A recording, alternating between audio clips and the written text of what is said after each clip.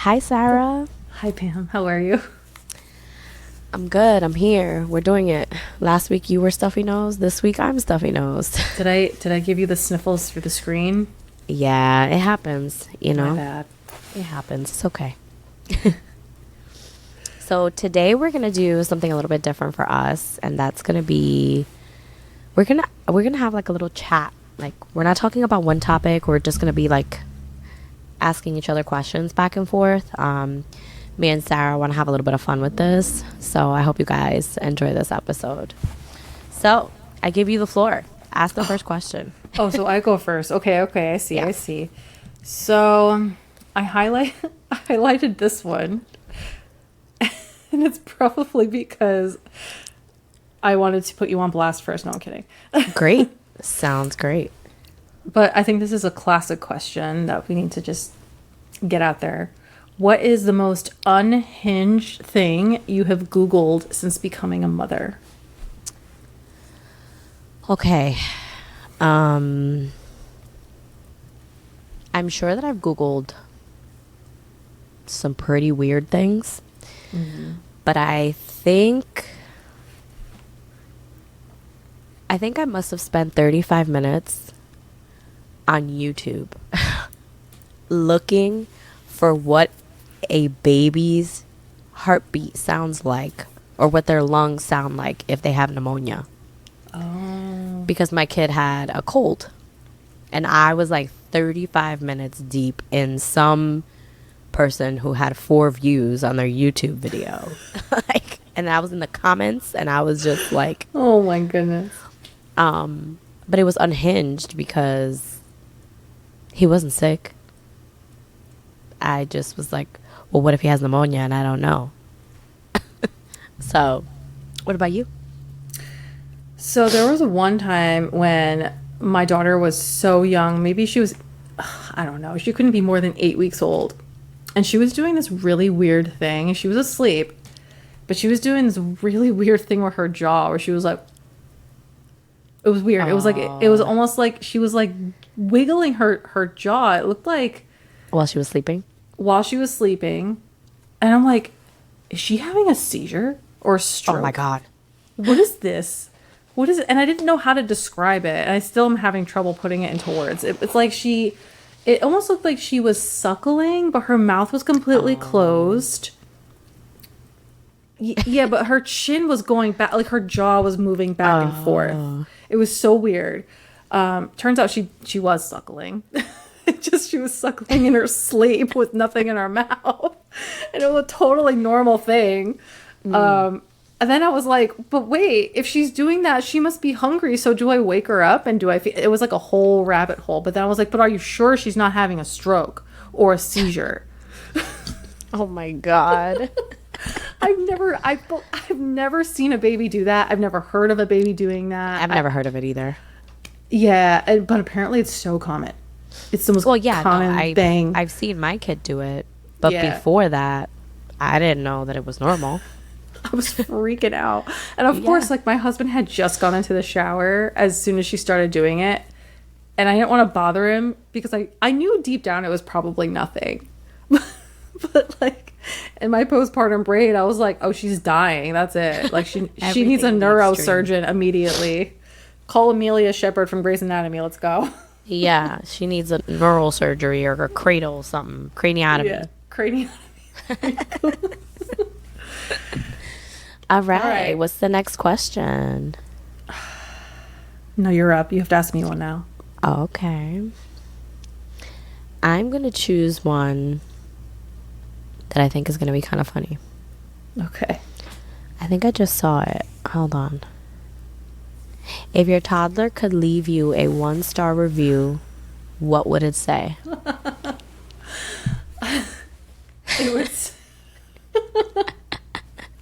it would say a lot of things because I have a very willful and dare I say bossy child who I need to redirect many times an hour. And something that she's been doing lately is saying, I need this. Oh. Or, Yeah. I need bib. I need cracker. I need banana.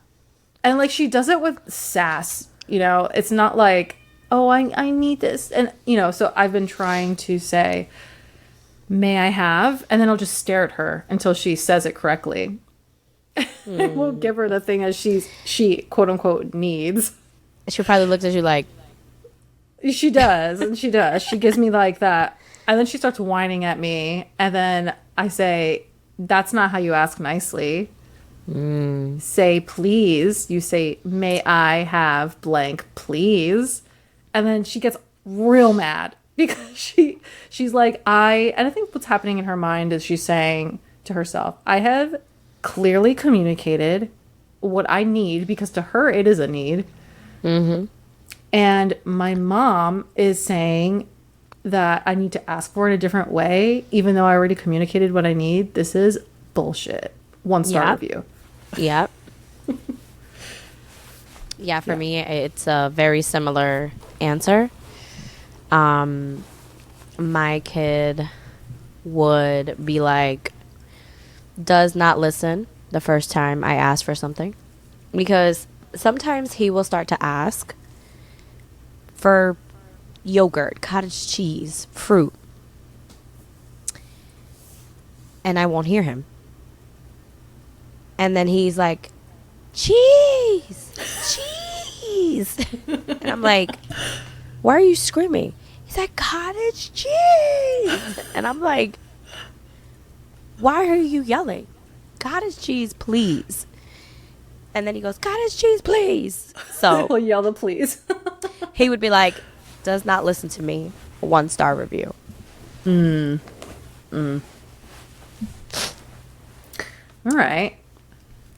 Let's see. What has been your biggest, I cannot believe this is my life right now, parenting moment? This is a very good question. I'm taking a moment to pause because there are several. Yeah. I think especially at the age that we're both parenting in right now. Oh, yeah. 2-year-olds. Every day is Sorry, one of I'm those like- moments. I'm like mid sneeze attack right now. Uh-oh. If anyone's watching this on YouTube, Benji's here, of course. Hey, Benji. So the other day, let me see. During bath time, I let him play with his toys for a few minutes in the bath.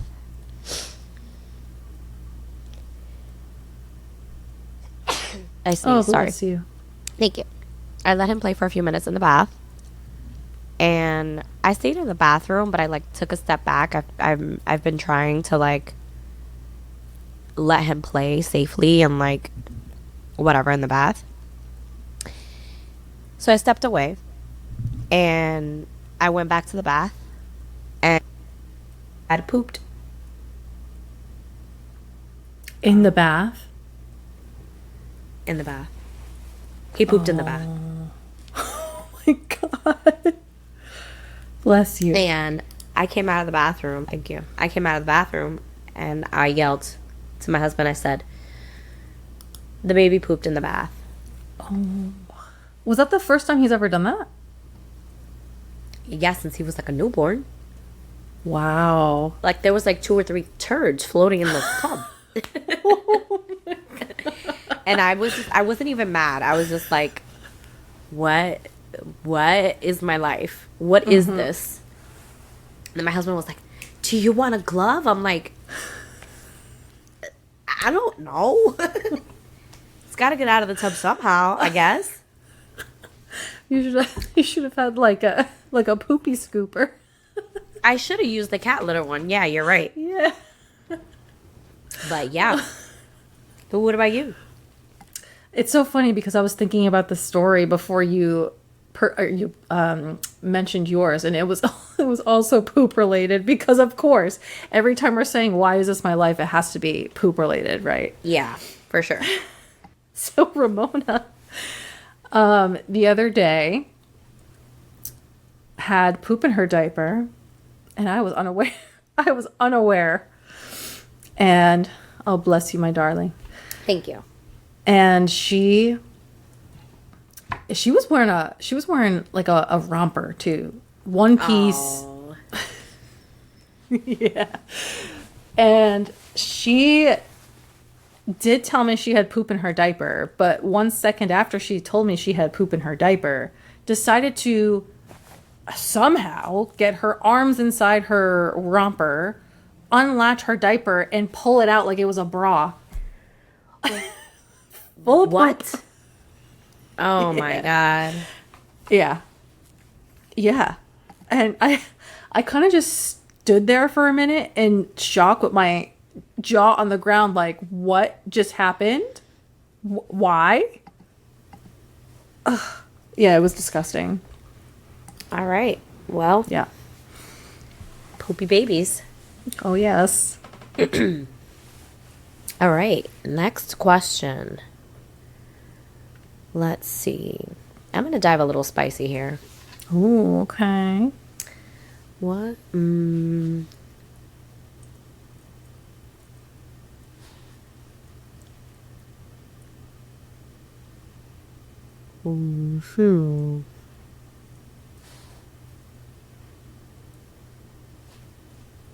What's one thing that you would do differently if you could redo the newborn stage?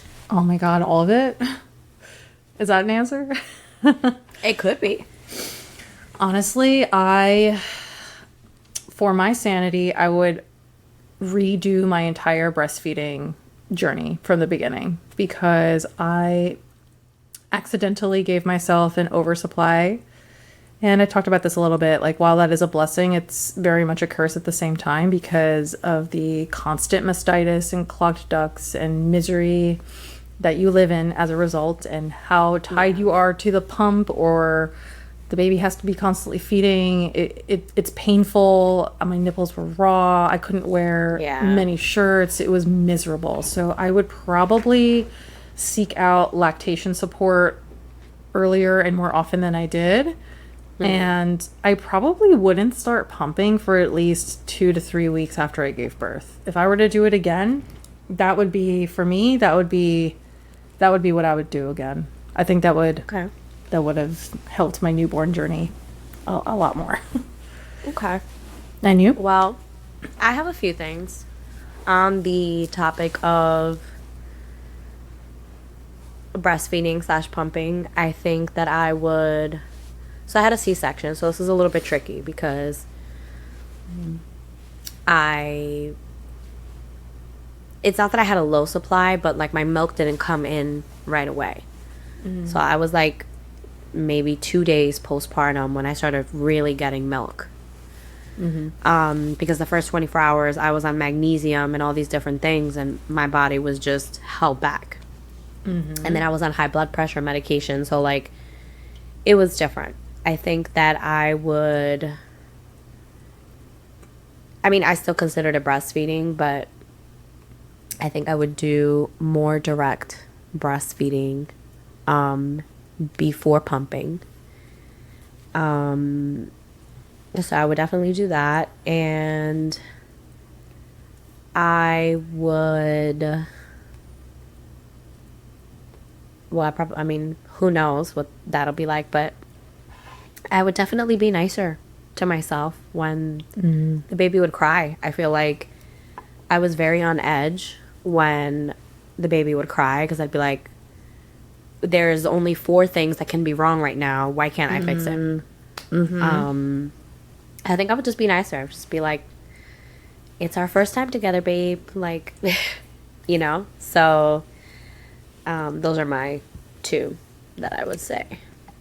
Yeah, that's really good, because we really need to remind ourselves, I think, multiple times a day, to give ourselves some grace, especially if it's your first time doing it all. For sure. I mean, honestly, you really don't know what you've gotten yourself into until you're in it. Unfortunately, you can't go back either. There's no going back from there. You're just redo. Nope. Try again. There's no refresh, no reset like on video games. It just is what it is. Absolutely. Let's see. Oh, I think it's my turn. Let me ask you Oh, something. yeah, it is your turn. Okay. What is, and it's going to be a two-part question. What is something, what part of motherhood has been harder than you expected? And what part has been surprisingly easier than you expected? Well, for me, so this was a little bit personal. This is like very niche because my situation is different. But I would definitely say that the part that is harder in motherhood is every mom that I would ask questions to is like my age.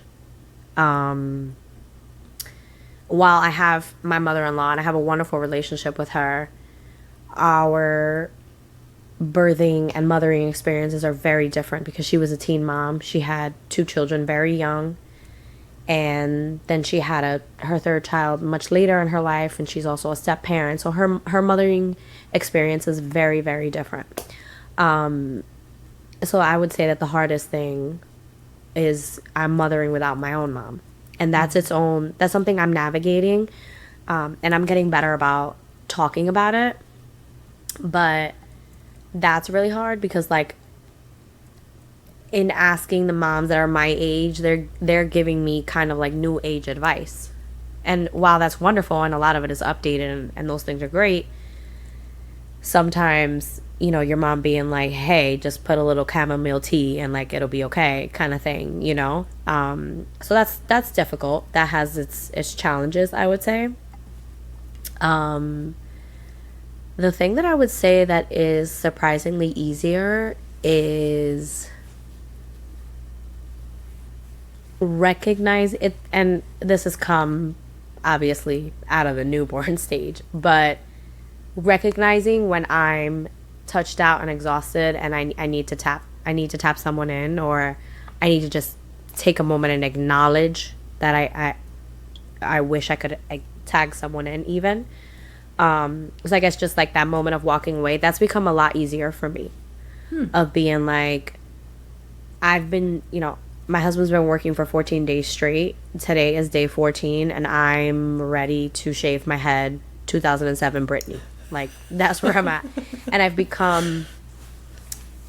I'm much faster to be like, I'm going to go outside while my toddler has a fit or whatever. I'm going to go outside for 2 minutes and just recognizing that I need to be nice to myself and I need to step away for a second. It's become a lot easier for me to be like, okay, nope, I need a second, and clearly so do you. So I'm very, very quick to be like, nope, we're not going to drive each other insane right now. Obviously, every day is different, but I would say it's gotten easier. That's really awesome. I need to take a page out of your book because I'm still trying to regulate myself. Yeah. Yeah. One day at a time, for sure. So what about you? What would you say the part of motherhood that has been harder than you expected and then surprisingly easier? So for me, the harder than I expected is definitely the working from home while also being the caretaker at the same time. When I was pregnant, I was like, oh my gosh, this is going to be great. I have the best work setup I could possibly have. I'm going to be at home with my kid the whole time. She's going to just play on her own. I'll just have to feed her every now and again, and life will be wonderful. I'll be there. I'll be present. She'll learn that her mom is working hard for the things that she has, yada, yada, yada. I thought it was going to be amazing, but let me tell you, it has been the hardest thing in the world trying to balance work and trying to balance caretaking for my child. Oh my goodness. Wow. I was blindsided by how difficult, how overstimulating, how torn you are constantly between the two. It is, and what I thought was the best working dynamic, I'm learning is probably one of the more challenging ones that you could take on, at least for a long period of time without support. Yeah. Not to belittle any other style of, you know, caretaking or whatever, or working, but I found it personally to be so taxing on every part of my life. Yeah. But what's been surprisingly easier, okay, this is a funny one, but before I was with child, everybody was like, who was a parent already, was like, oh, well, get ready for all the unsolicited gifts that you're going to get that make all these noises and sounds, and you're gonna be driven crazy by all of these loud toys and music and this and that and all the baby songs and blah blah blah. Honestly, I don't mind all the loud toys. I don't mind the music. I don't mind the baby songs. I sing along with them. We have a good time with them. I thought I was going to be more bothered by those things, but I'm genuinely not. Like, there are very few moments where I'm like, I cannot listen to Baby Shark Doo Doo anymore. Like, the only time where I have a little bit of trouble is if the volume is too loud. The volume. But yeah, like if the volume is too loud and there's like a lot of things happening at once, then I'm like, okay, something needs to turn off. But it takes me a while to get to that point, which I was surprised by that for myself. I was really surprised that I was pretty tolerant of all the baby noises, toys, etc. Yeah, that's a good point. I feel like it's like the breast pump. Like, when I was pumping, I couldn't hear the breast pump. Right. People would be like, oh my gosh, like, and they would like make rhythms with it and whatever, and I'd be like, I don't even hear it. I knew that I was done pumping when I started to be able to hear it. Like, that was yeah. I feel the same way about the toys. I'm like, I obviously know it's in the background and whatever, but as long as the volume is not loud, like you said, I usually cannot hear it at all. So whatever undiagnosed, whatever that is, I have it. All right, let's see. We'll do a few more, and then you guys can let us know if you like this style of episode. Let's see. Do you want to jump into the ones where we do like which one of us would be, like, the questions that way, like which one of us is more likely to let's do XYZ? it. All right. Okay. Who is more likely to say we're never doing that again and then do it again? I'm gonna say me. I would say you as well. Yeah, because I'm thinking about it, and if it were me, I freaking mean that shit. Typically, I mean, most of the time so do I, but sometimes like things just. Okay, here's why.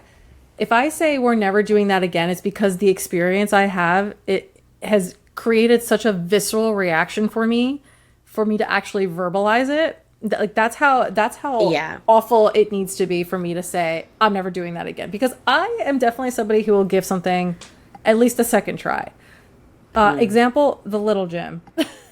Yeah, that's true.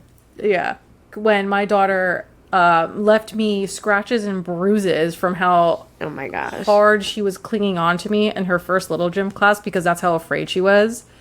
And I still brought her back and did it again. And I'm glad I did. So it has to be a real bad experience for me to say, we're not doing that again. Okay. All right. Who is more likely to Google something at 2 a.m.? I'm going to say me. I'm going to also say you. Yeah. I feel like my Google search is closer to like 4 in the morning. Oh, okay. And that's just because my body, I'll wake up to go to the bathroom, and then somehow I'm up at 4 in the morning, and then I'm like, random Google search. 2 in the morning for you, I don't know. It just feels right. appropriate. That's why my kid always wakes up. If she's having a sleep regression, it's always around 2 or 3 a.m. And then I'll Google, like, what is my life? No kidding. Is this normal? Is there a 23 and a half month sleep regression? And how long does it last? And why? Dude, yeah. Yeah, that's you for sure. Yeah.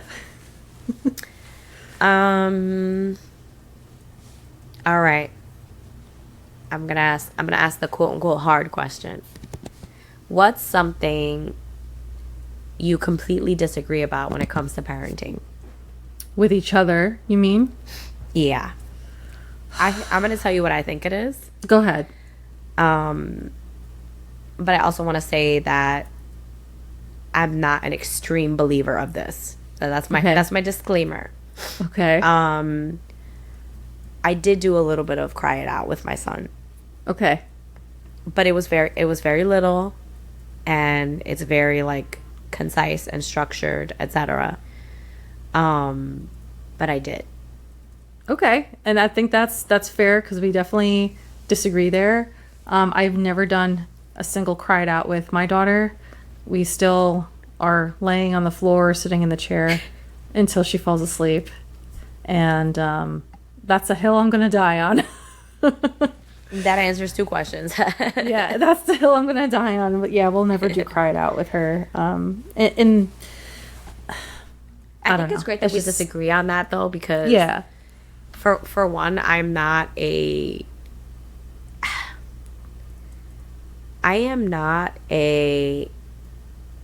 didn't start there. That wasn't my first thing. I wasn't like gung ho, yeah, just cry it out. And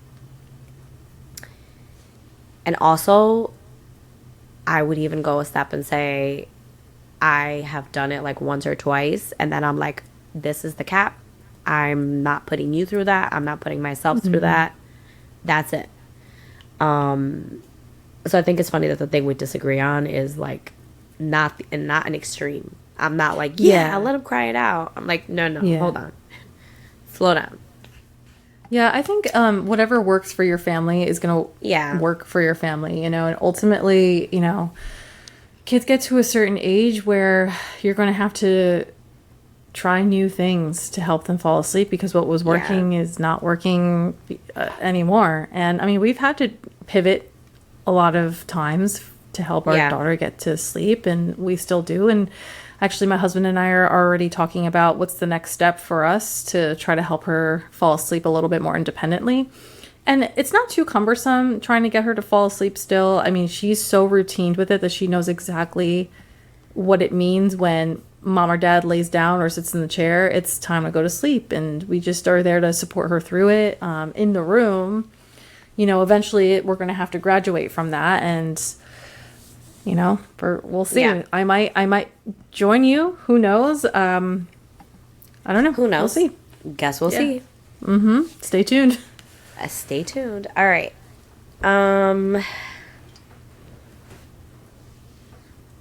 Let's do. I think it's your turn. Let's is do, like 2 or 3 more. Okay. Okay. All right. Who is more likely to have a fully packed diaper bag, and who is more likely to forget the diaper bag altogether? Between you and me. I consider myself very well packed in my diaper bag, but I feel like you would be the one. You're a little bit more type A, I think, in this department than me. I think you would be the one that would have it fully packed. I don't think either one of us would forget it. No way. No I don't think either one of us. No shot. Either one of us would forget it. I'd be like, Okay, so let's answer this. Let's go through a diaper bag checklist.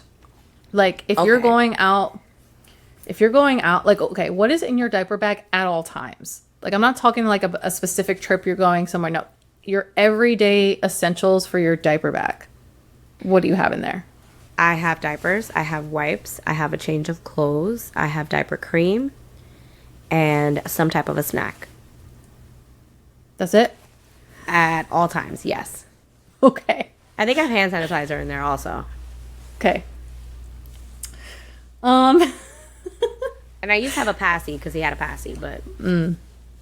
Okay, so Okay, so I'm going to answer this question for us now. Okay.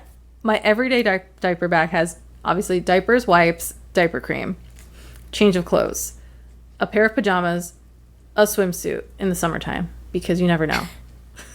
Here we go. Here we go. Here comes unhinged Sarah. Here we go. Ready?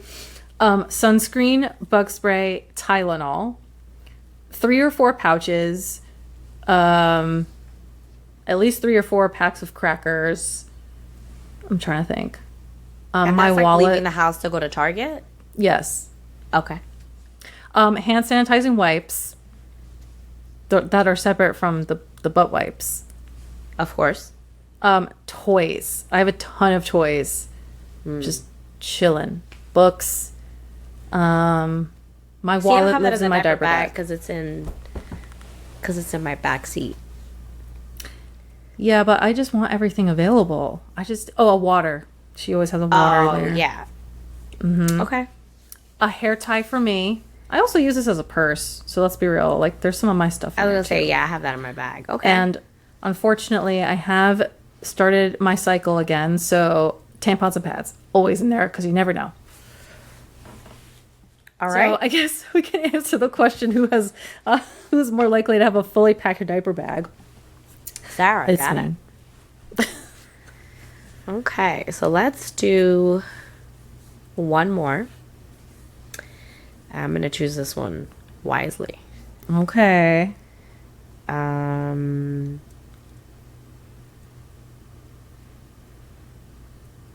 I'm scared now. I want this one to be good, so I'm like, ooh, let's see.